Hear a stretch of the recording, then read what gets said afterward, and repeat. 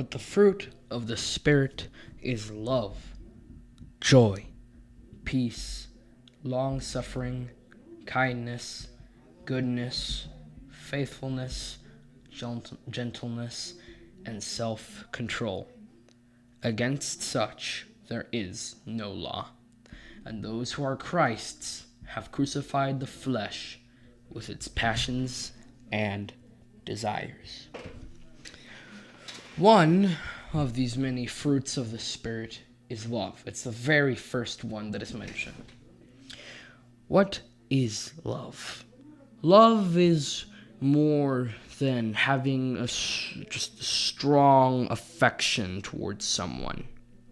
It's not when you like something or someone a lot. This is what love is. Love is when you see someone as worthy because they're made in the image of God. Love is when you are willing to do or give anything to someone due to your great affection. Love, as the Bible says in 1 Corinthians chapter 13, love is kind. Love is long-suffering. Love rejoices in the truth. It bears all things. It believes and hopes all things. It endures all things. Love never fails. Now, God is love. That's what the Bible tells us, that God is love. 1 John chapter 4, verses 7 to 11. Beloved, let us love one another, for love is of God, and everyone who loves is born of God and knows God. He who does not love does not know God, for God is love. In this the love of God was manifested towards us, that God has sent his only begotten Son into the world, that we might live through him. And this is love, not that we loved God, but that he loved us and sent his Son to be the propitiation. What? How do I say that? The propitiation for our sins. Beloved, if God so loved us, we must love one another. We're going to read the famous verse, John 3:16 and 17. For God so loved the world that he gave his only begotten Son, that whoever believes in him should not perish, but have everlasting life. We know that God is love. What are some of the examples of God's love towards us? Well, that's what we're going to be covering today. The huge sacrifice that God has, the huge sacrifice, the ultimate sacrifice God has given us. Now, we're going to cover how Jesus, sacrificed it all for us. And just with the idea of him, of him coming to earth, that's already, believe it or not, that's already humiliating enough. And I'm not just saying this in a comedic way. Think about this. The Bible tells us all about God's throne room. Let me read it here. Revelation chapter 4, verses 2 to 11. Immediately I was in the Spirit, and behold, a throne set in heaven, and one sat on the throne. And he who sat there was like a jasper and a sardius stone in appearance. And there was a rainbow around the throne, in appearance like an emerald. Around the throne were 24 thrones. And on the thrones I saw 24 elders sitting, clothed in white robes. They had crowns of gold on their heads, and from the throne proceeded lightnings, thunderings, and voices. 7 lamps of fire were burning on the throne, which are the 7 spirits of God. Before the throne there was a sea of glass like crystal. and in the midst of the throne, around the throne, were 4 living creatures full of eyes in front and in back. The first living creature was like a lion. The second living creature was like a calf. The third living creature had a face like a man, and the fourth living creature was like a flying eagle. The 4 living creatures, each having 6 wings, were full of eyes around and within, and they do not rest day or night, saying, Holy, holy, holy, Lord God Almighty, who was and is and is to come. Whenever the living creatures give glory and honor and thanks to him who sits on the throne, who lives forever and ever, the 24 elders fall down before him who sits on the throne and worship him, who lives forever and ever, and cast their crowns before the throne, saying, You are worthy, O Lord, to receive glory and honor and power, for you created all things, and by your will they exist and were created. Now, here we see God has this beautiful throne with a rainbow around his throne. He has beings. He has the beings, the cherubim, and the 24 elders worshiping him day and night, by the hour, by the minute, by the millisecond, praising him. He's God. He has a powerful kingdom. He sits on a mighty throne, and he sacrificed this by coming to earth. Here we in Matthew chapter 1 verses 18 to 25 we read about the birth of Christ. So let me get it let me open that real quick. Now the birth of Jesus Christ was as follows. After his mother Mary was betrothed to Joseph, before they came together, she was found with child of the Holy Spirit. Then Joseph, her husband, being just a man, and not wanting to make her a public example, was minded to put her away secretly. But while he sought out these things, behold, an angel of the Lord appeared to him in a dream, saying, Joseph, son of David, do not be afraid to take to you Mary your wife, for that which is conceived of her is in the Holy Spirit, and she will bring forth a son, and you shall call his name Jesus, for he will save people from their sins. So all this was done that it might be fulfilled, which was spoken by the Lord through the prophet, saying, Behold, the virgin shall be with child and bear a son, and they shall call his name Emmanuel, which is translated God with us. Then Joseph, being aroused from sleep, did as the angel of the Lord commanded him, and took to him his wife, and did not know her till she had brought forth her firstborn son, and she called his name Jesus. Now, we're going to continue reading about his birth. In Luke, we're going to go to Luke chapter 2. This is the story of the birth of Jesus. Luke chapter 2 verses 1 to 7. And it came to pass in those days that a decree went out from Caesar Augustus that all the world should be registered. This census first took place while Quirinius was governing Syria.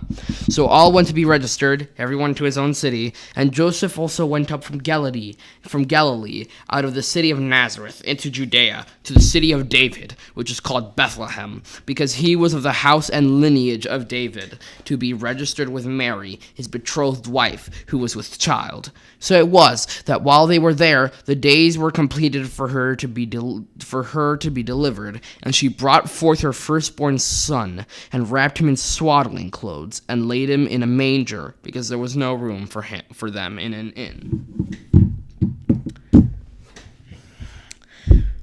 Jesus, God in a human form, sacrificed his great throne, his great kingdom, all the worship 24/7, and came to be born as a human baby in a relatively poor family, born of someone who was believed to be a prostitute, in a manger, which, if you don't know, is a box that animals eat from.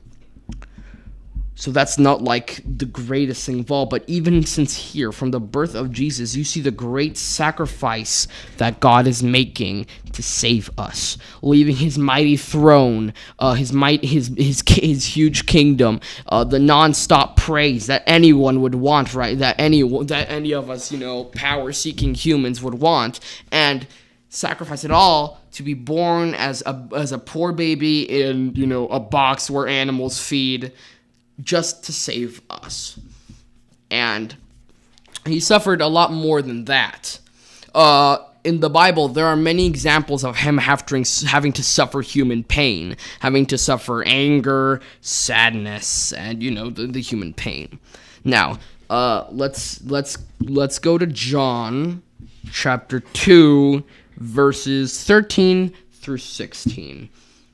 So here is this now here the Passover of the Jews was at hand, and Jesus went up to Jerusalem, and he found in the temple those who sold oxen and sheep and doves, and the money changers doing business.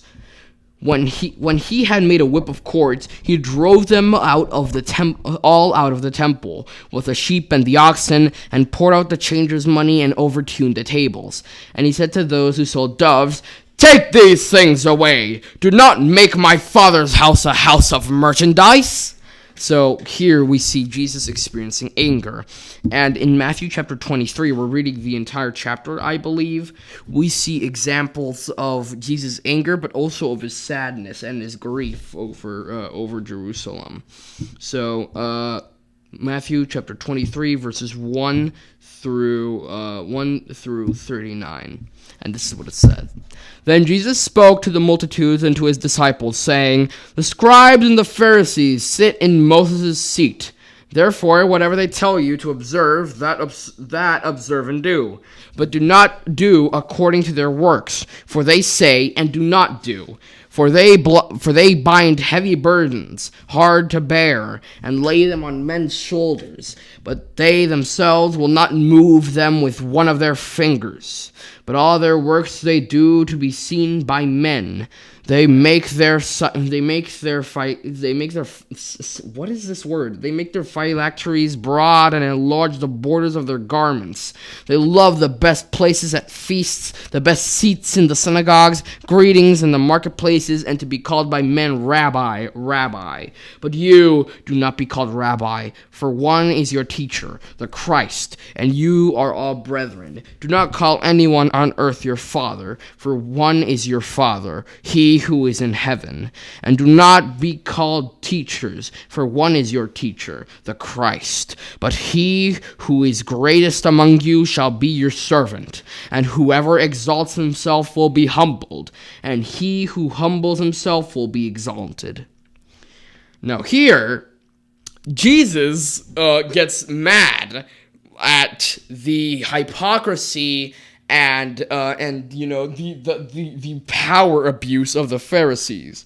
"But woe to you, scribes and Pharisees, hypocrites! For you shut up the kingdom of heaven against men, and for you neither go in yourselves, nor do you allow those who are entering to go in. Woe to you, scribes and Pharisees, hypocrites! For you devour widows' houses, and for a pretense make long prayers. Therefore you will receive greater condemnation. Woe to you, scribes and Pharisees, hypocrites! For you travel land and sea to win one proselyte. And when he is won, you make him twice as much a son of hell as yourselves." This probably was considered cursing back in the days of Jesus. Woe to you, blind guides, who say, "Whoever swears by the temple, it is nothing. But whoever swears by the gold of the temple, he is obliged to perform it. Fools and blind! For which is greater, the gold or the temple that sanctifies the gold? And whoever swears by the altar, it is nothing. But whoever swears by the gift that is on it, he is obliged to perform it. Fools and blind! For which is greater, the gift or the altar that sanctifies the gift? Therefore, he who swears by the altar swears by it and by all things on it. He who swears by the temple swears by it and him who dwells in it.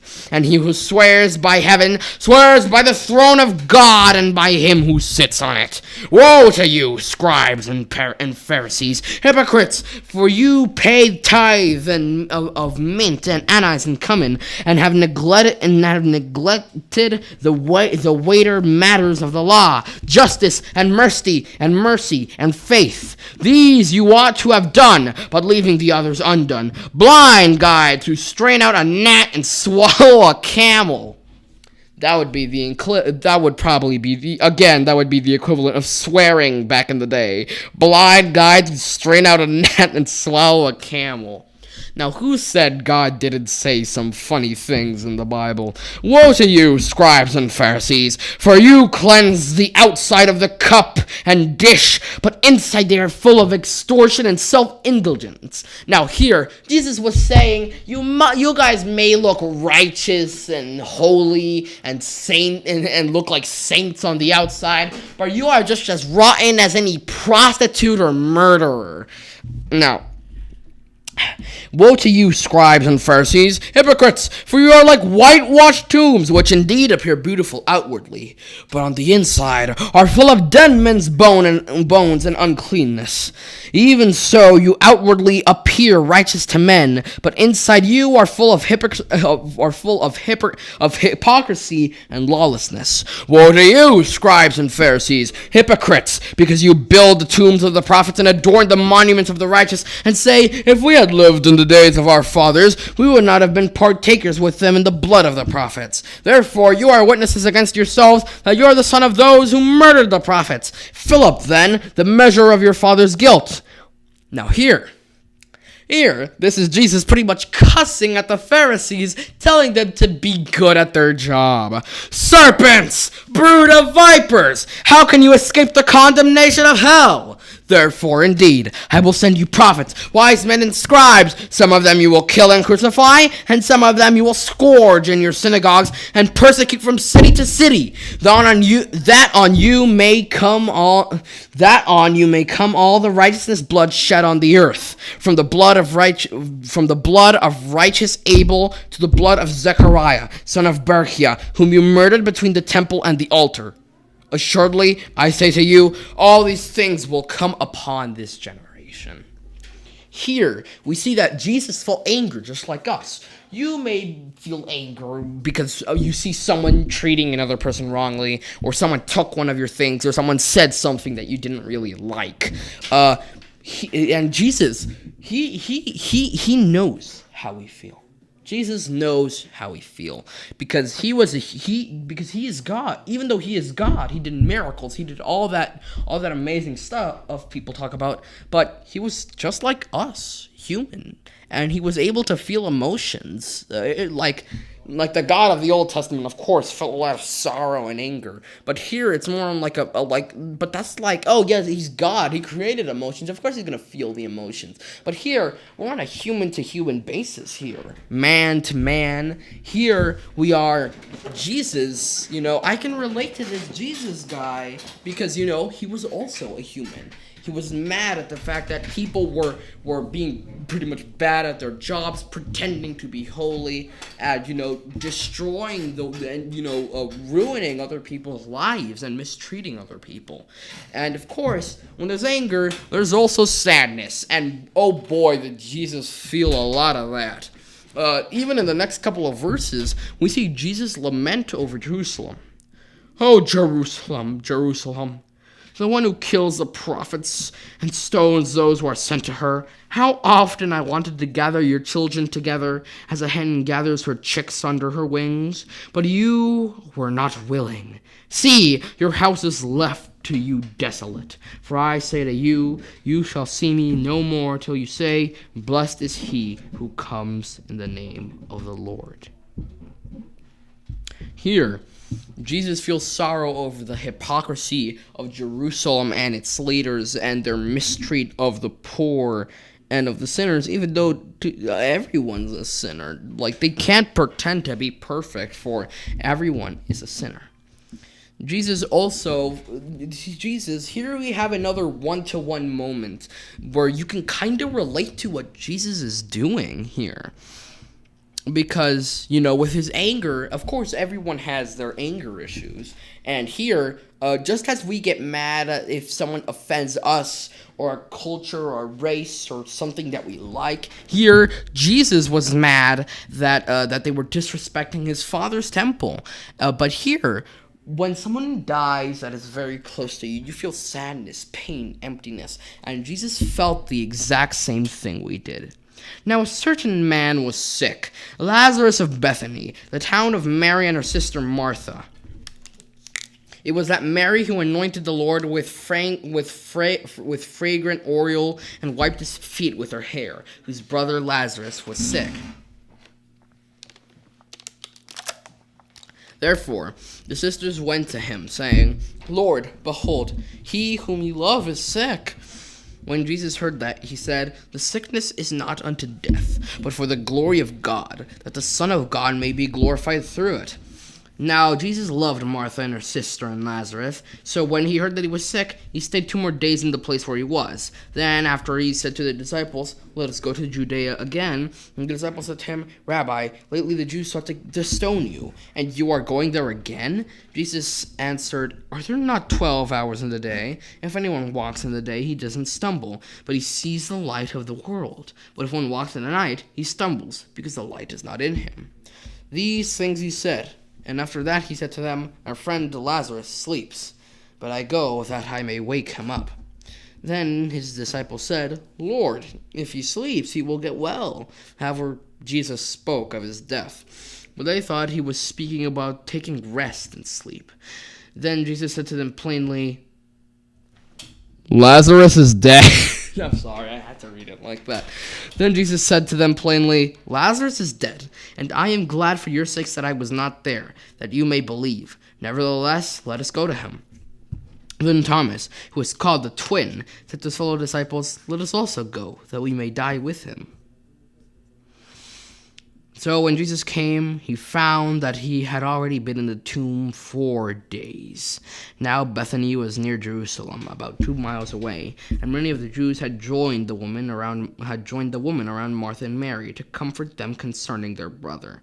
Now Martha, as soon as she heard that Jesus was coming, went and met him, but Mary was sitting in the house. Now Martha said to Jesus, Lord, if you had been there, my brother would not have died.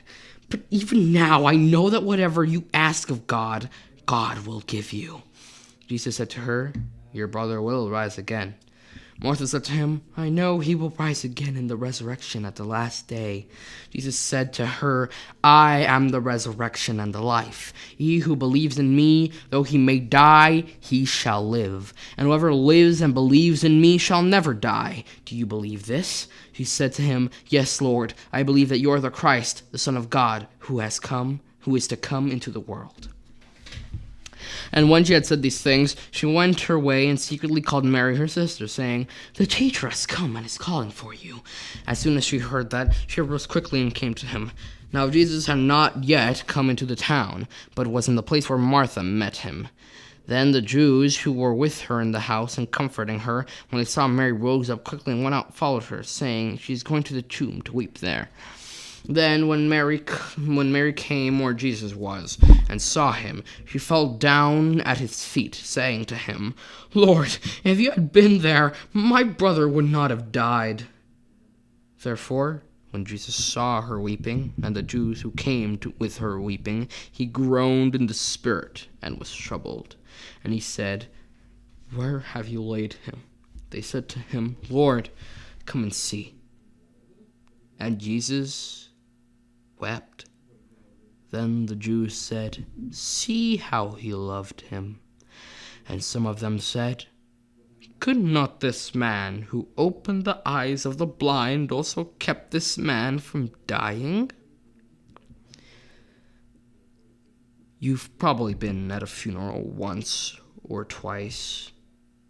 It may be of your family, maybe of your friends, but we've all had someone important pass from us. And if you haven't, at one point you will. Jesus felt the pain, and I bet he probably felt a little bit of guilt too. Well, it was for the greater good. Here it says that he was troubled and he groaned in the spirit, for he had just let one of his best friends die. And he was troubled at seeing the tears of these people. And he was troubled at seeing the pain and the suffering that is inflicted because of the sin that is in the world. And here Jesus cries. He cries because of this. But I believe these are not only tears of sadness, but also tears of more of like encouragement. More encouragement to sacrifice himself to defeat sin and give humans a second chance, so that he can stop, so that he can stop all this pain from happening. And later on, Jesus raises Lazarus from the dead. Then Jesus, again groaning in himself. Here you could see him again. He feels slightly guilty. To me, my interpretation of this is feeling slight guilt for this. It was in a cave, and a stone lay against it. Jesus said, "Take away the stone." Martha, the sister of him who was dead, said to him, "Lord, by this time there is a stench, for he has been dead 4 days." Jesus said to her, "Did I not say that if you would believe, you would see the glory of God?" Then they took away the stone from the place where the dead man was lying. And Jesus lifted up his eyes and said, "Father, I thank you that you have heard me, and I know that you always hear me. But because of the people who are standing by, I said this, that they may believe that you sent me." Now when he had said these things, he cried with a loud voice, "Lazarus, come forth!" And he who had died came out, bound hand and foot with grave clothes, and his face wrapped with a cloth. Jesus said to them, "Loose him, let him go." Here, Jesus has felt anger and pain, and the pain of sadness and having to lose a loved one. But here, he might be suffering here, Jesus has suffered through the anger of being disrespected, and through the sadness of losing a loved one. But here, he's about to feel the pain of being betrayed by a loved one.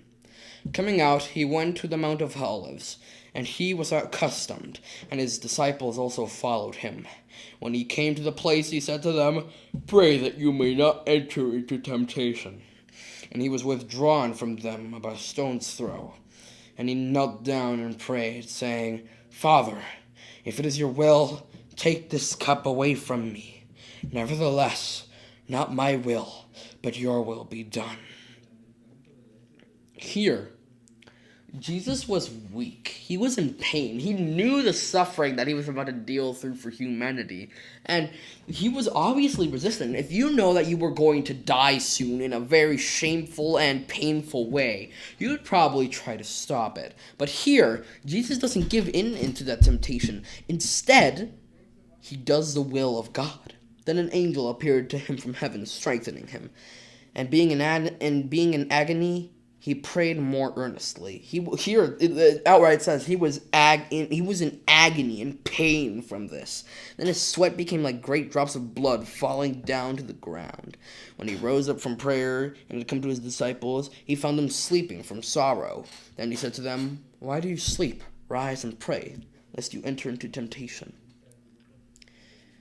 And while he was still speaking, behold, a multitude, and who was called Judas, one of the 12, went before them, and drew near Jesus to kiss him. But Jesus said to him, "Judas, you are betraying the Son of Man with a kiss?" When those around him saw what was going to happen, they said to him, "Lord, shall we strike with the sword?" And one of them struck the servant of the high priest and cut off his ear. But Jesus answered and said, "Permit even this." And he touched the ear and healed him. Here, Jesus went through agony, knowing that his death was coming soon. And he was betrayed by one of his closest friends. But even still, he showed compassion and he showed love toward those who were trying to hurt him. He was loving those who were persecuting him. And that is the character of Jesus. Even though he suffered, even though he is in pain, even though he is in suffering, he is always willing to help others, despite how he may be physically. Now, here Hebrews chapter 4, verses 14 to 16 talk about God's compassion. Seeing that when we have a great high priest who has passed through the heavens, Jesus, the Son of God, let us hold fast our confession. For we do not have a high priest who cannot sympathize with our weaknesses, but was in all points tempted as we are, yet without sin. Let us therefore come boldly to the throne of grace, that we may obtain mercy and find grace to help in time of need. He is always graceful and compassionate, even in times of temptation and trial, and he always comes out victorious without sinning. And here, we're going to read about some of the more physical sacrifices Jesus made, considering the fact that he was whipped and tortured. Let's read. Therefore, when they had gathered together, Pilate said to them, "Who do you want me to release to you, Barabbas or Jesus, who is called the Christ?" For he knew that that they have handed him over because of envy.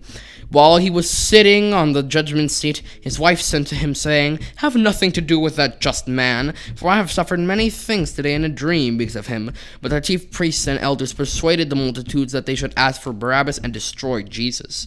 The governor answered and said to them, "Which of the two do you want me to release?" They said, "Barabbas!" Pilate said to them, "What then shall I do with Jesus, who is called Christ?" They all said to him, "Let him be crucified."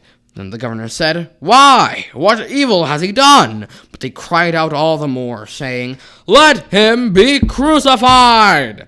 When Pilate saw that he could not prevail at all, but rather that a tumult was rising, he took water and washed his hands before the multitude, saying, "I am innocent of the blood of this just person. You see to do it." And the people answered and said, "His blood be on us and on our children." Then he released Barabbas to them, and when he had scourged Jesus, he delivered him to be crucified. Then the soldiers of the governor took Jesus into the praetorium and gathered the whole garrison around him. And they stripped him and put a scarlet robe on him. And when they had twisted a crown of thorns, they put it on his head and a reed in his right hand. And they bowed the knee before him and mocked him, saying, "Hail, King of the Jews!" Then they spat on him and took the reed and struck him on the head. And when they had mocked him, they took the robe off him and put his own clothes on him and led him away to be crucified. Now as they came out, they found a man of Cyrene, Simon by name, him that they compelled to bear his cross. And when they had come to a place called Golgotha, that is to say, place of a skull, they gave him sour wine mingled with gall to drink. But when he had tasted it, he would not drink. Then they crucified him, dividing his garments, casting lots, that it may be fulfilled which was spoken by the prophet. They divided their garments among them, and for my clothing they cast lots. Sitting there, they kept watch over him, and they put up over his head the accusation written against him: "This is Jesus, King of the Jews." Even when he was dying, they would still mock him until the end. He was whipped. He was mocked, spat on, beaten, and killed in a very shameful way. Crucifixion was one of the most painful ways. Imagine having an iron nail shoved through both of your arms right here, and having both of your feet connected together by a sharp nail just slammed between both feet, both of the bones. It's a very painful and shameful experience. But he did this all for us. For God so loved the world that he gave his only begotten Son, not to condemn the world, but to save it. And this, my brothers and sisters, is why we must appreciate the love of Jesus. And we must do, as the golden rule says, we must love our neighbor as we love ourselves. So, what is the point of all of this? Jesus was a human, just like the rest of us, and he suffered the same pains that we suffer today. And even though he was mistreated, put through all this suffering and pain and misery, he still allowed himself to be whooped, brutally injured, and killed, all because of his love for us. And the least we can do is share this good news of love in one of the most simple ways we can, by showing love to one another. And that, my brothers and sisters, is the message that I have for today. I hope this was of great information and of great help to you, and may God bless you. Shalom, shalom, shalom.